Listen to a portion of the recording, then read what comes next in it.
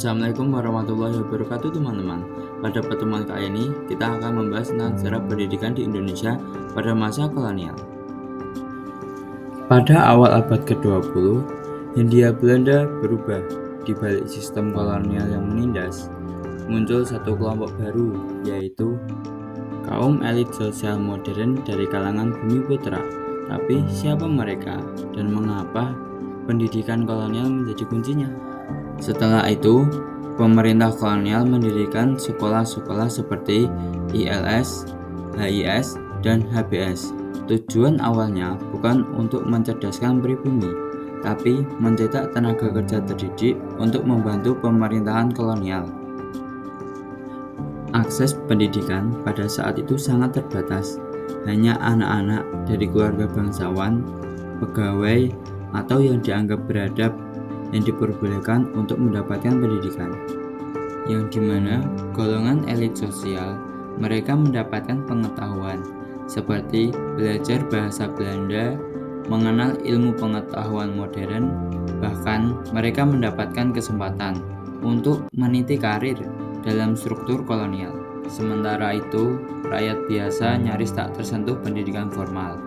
Sekolah desa yang disediakan sangat terbatas, minim fasilitas, dan lebih fokus pada keterampilan dasar seperti membaca dan berhitung, bukan untuk mencerdaskan, melainkan sekadar untuk menyiapkan mereka sebagai tenaga kerja rendahan. Kesenjangan sosial ini menciptakan dua dunia, satu yang bisa bermimpi dan menulis masa depan, dan satu lagi yang bahkan tak diberi pena. Namun, justru dari pendidikan inilah lahir generasi baru, cerdas, fasih berbahasa Belanda, memahami dunia luar, dan sadar akan ketidakadilan kolonial. Mereka bukan hanya kelas terpelajar, tetapi juga motor gerakan sosial dan kebangsaan. Inilah cikal bakal elit sosial modern Indonesia. Pada tahun 1908, Budi Utomo lahir sebagai organisasi pelajar pribumi pertama, diprakarsai oleh Dr. Sutomo dan mahasiswa Stovia. Budi Utomo menandai lahirnya kesadaran kolektif di kalangan elit terpelajar Jawa. Disusul kemudian oleh Serikat Islam yang didirikan oleh Haji Samanhudi dan dikembangkan oleh Cokro Aminoto.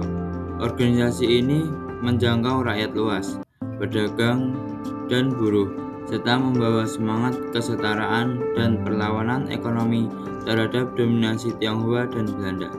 Tak lama setelah munculnya Serikat Islam, muncul pula Indis Partai yang digagas oleh tiga serangkai, yaitu Daus Dekker, Cipto Mangunkusumo, dan Ki Hajar Dewantara. Sebuah organisasi radikal yang menuntut kemerdekaan penuh dan persamaan hak bagi semua bangsa di Hindia Belanda. Inilah awal kebangkitan bangsa. Organisasi-organisasi ini menjadi wadah perjuangan intelektual dan rakyat, melampaui sekat suku, agama, dan status sosial. Para golongan elit ini tak hanya aktif di pendidikan, tetapi juga membentuk organisasi modern, memperjuangkan hak, dan membangun kesadaran nasional. Mereka mulai mempertanyakan status quo dan perlahan menumbuhkan semangat kemerdekaan. Namun, elit sosial modern ini juga menciptakan jurang baru. Mereka menjadi kelompok tersendiri terhubung dengan dunia modern, tetapi sering terpisah dari rakyat kebanyakan. Inilah awal dari kompleksitas kelas sosial modern di Indonesia. Dari sistem yang menindas, muncul benih perubahan. Pendidikan kolonial memang alat kekuasaan, tapi juga membuka jalan bagi lahirnya elit yang kelak menjadi motor bangsa. Inilah ironi dan kekuatan sejarah kita. Itulah sejarah singkat pendidikan Indonesia pada masa kolonial Belanda. Terima kasih sudah menonton video ini sampai akhir. Jangan lupa like, komen, dan subscribe. Wassalamualaikum warahmatullahi wabarakatuh.